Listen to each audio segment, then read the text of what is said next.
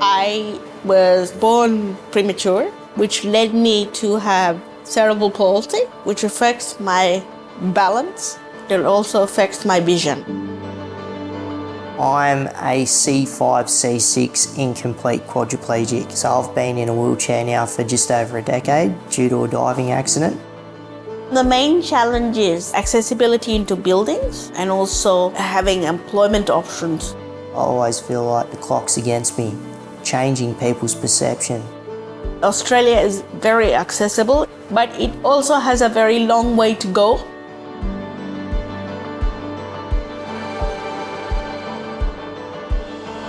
The National Disability Data Asset seeks to acquire and use de-identified data from people with disability in Australia to ensure they are at the centre of the design of policies, services and programs going forward. We're pretty lucky here in Australia with a lot of the supports that we've got, like disability support workers, occupational therapists and all the psychologists and all the different physiotherapists. I need multiple support services throughout my life to live independently. They are all fragmented at this point, and they are not treating the person from a holistic approach. And so they need a common database to find out how it impacts people with disability.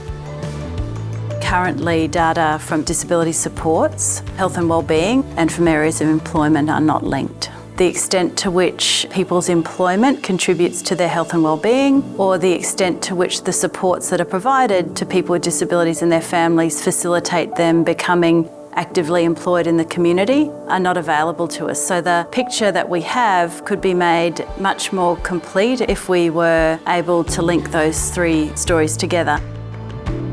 From me looking at it as a service provider also, having that information would be able to propel the services forward, connected, helping that person with disability.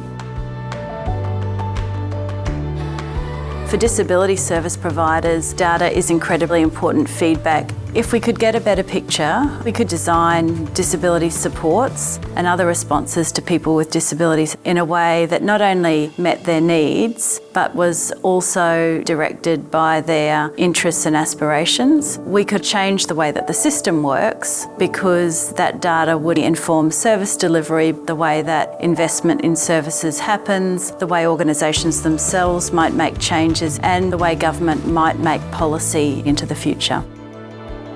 It's incredibly important that people with disability are placed at the centre of any design process going forward. It could enable them to access services in the community in a manner that is far more seamless than it presently is, and hopefully become a foundation for good policy development for generations.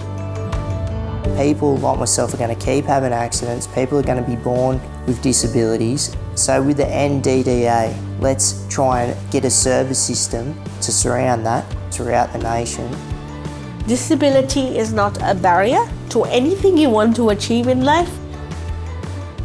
The disability community's feedback and participation is critical to the success of the National Disability Data Asset, or NDDA.